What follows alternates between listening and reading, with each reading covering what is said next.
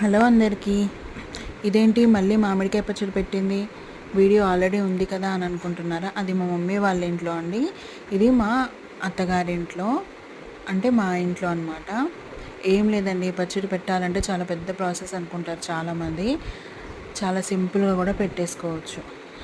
ముందుగా పచ్చడి కోసం మామిడికాయని తీసుకొని దాన్ని ఈవెన్గా ముక్కలు చేపించుకోవాలి. ఒకటే సైజులో ముక్కలు చేపించుకొని దాన్ని బాగా క్లీన్ చేసుకోవాలి.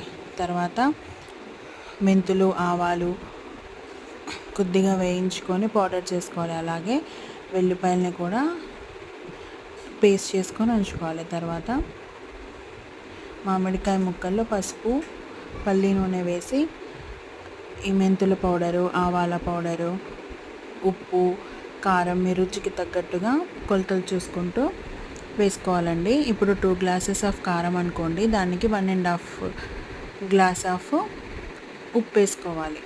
ఒకవేళ మీ కారంలో ఉప్పు ఉంటే మీ టేస్ట్కి తగ్గట్టు వేసుకోవాలి. దీన్ని బాగా జాడీలోకి, క్లీన్ చేసుకున్న జాడీలోకి పెట్టి ఇంకొక లీటరు ఆయిల్ వేసి 3 రోజులు స్టోర్ చేస్తుంటే బ్రహ్మాండంగా ఉంటుంది.